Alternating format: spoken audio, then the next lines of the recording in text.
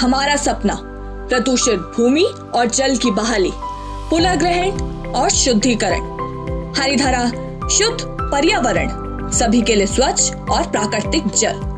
माननीय प्रधानमंत्री के स्वच्छ भारत के सपने को साकार करने का ये एक सुनहरा अवसर है। प्रदूषण वर्तमान में विश्व की सबसे बड़ी समस्या है। रासायनिक प्रदूषण के कारण पीने और सिंचाई के लिए सबसे कीमती नदियां, नहरें, झीलें, तालाब, जलाशय और भूजल प्रदूषित हो रहे हैं। ये प्रदूषित पानी वर्षा के शुद्ध जल और भूजल को पूरी तरह से नष्ट करता है। प्रदूषित पानी खतरनाक है।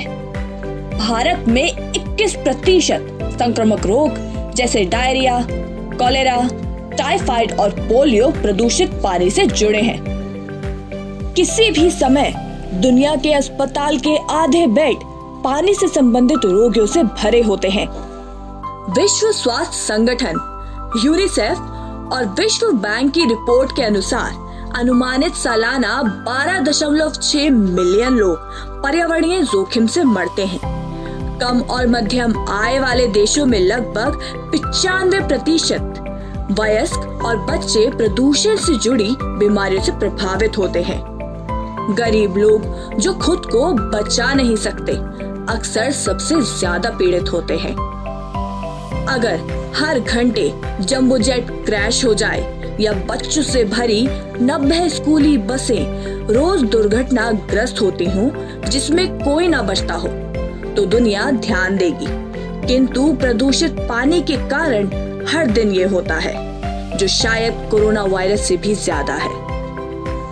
2000 में 5 मिलियन से अधिक लोग मारे गए। 5 वर्ष से कम उम्र के 500 से अधिक बच्चे केवल भारत में प्रतिदिन दस्त से मरते हैं। 5 साल से कम उम्र के लगभग 50% बच्चे की मृत्यु विश्व के सिर्फ 5 देशों में होती है: भारत, नाइजीरिया, कोंगो, पाकिस्तान और चीन। 2 देश, भारत में 24% और नाइजीरिया में 11%। कुछ लोगों के लाभ के लिए करोड़ों लोग बीमारी से पीड़ित हैं और मरते जाते हैं। अगर अभी सख्त कदम नहीं उठाए गए तो भविष्य में लोग बिना पानी के प्यासे रहेंगे, बीमारियां बढ़ती रहेंगी और आम लोगों का जीना मुश्किल हो जाएगा। 2025 तक आधी आबादी पानी की कमी वाले क्षेत्रों में होंगे। मीठे पानी के स्रोत के पास भी बोतल बंद पानी की लत आमतौर पर बड़े पैमाने पर पाई जाती है। इस विकार से प्लास्टिक प्रदूषण होता है। इसका मतलब है कि हम 5 साल के बच्चों सहित लाखों लोगों को धीमा जहर देकर मार रहे हैं और पूरी नई पीढ़ी के स्वास्थ्य के साथ भयानक गंदा खेल खेल रहे हैं। इसके लिए कौन जिम्मेदार है? टेक्सटाइल उद्योग लाखों कर्मचारियों और अग्रणी नियत आमदनी के साथ सबसे बड़ा उद्योग है, लेकिन सबसे अधिक प्रदूषण करने वालों में से एक है। ये हानिकारक रासायनिक, जल, ऊर्जा का उपयोग और प्रदूषण एवं ठोस वेस्ट बड़ी मात्रा में निकालता है। इस क्षेत्र को दुनिया के सबसे बड़े अपराधियों में से एक के रूप में प्रदूषण का दोषी माना गया है। दुनिया की अधिकांश टेक्सटाइल फैक्ट्रियां अविकसित देशों में हैं, जहां सरकारें उद्योग प्रदूषण फैलाने वालों के साथ कोई ठोस कार्रवाई नहीं कर सकती है। मामूली लागत से पीने योग्य पानी का कारखानों में प्रयोग किया जाता है और पीने के लिए गंदा और रंगीन पानी दिया जाता है।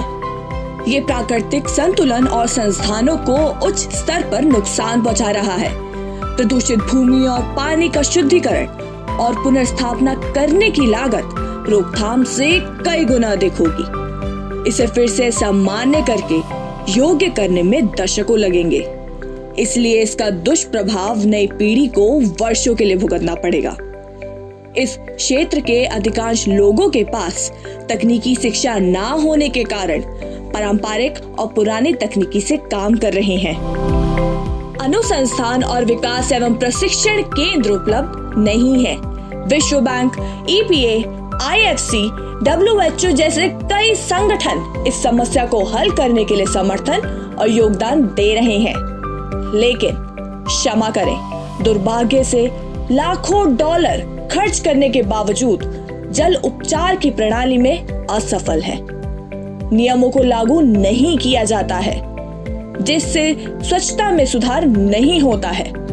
लाखों डॉलर की सहायता आम इंसान के जीवन को बेहतर बनाने के बजाय अग्रणी मनुष्य के लाभ में आ जाती है। फिर से सोचिए, इसके लिए कौन जिम्मेदार है? उद्योगपति जो प्रदूषण फैलाते हैं, निजी और सरकारी संगठन जो अपने कर्तव्य का ईमानदारी से पालन नहीं करते हैं, या हम सभी जो प्रदूषण की भयानकता को जानते नहीं या जानबूझकर सहन करते हैं।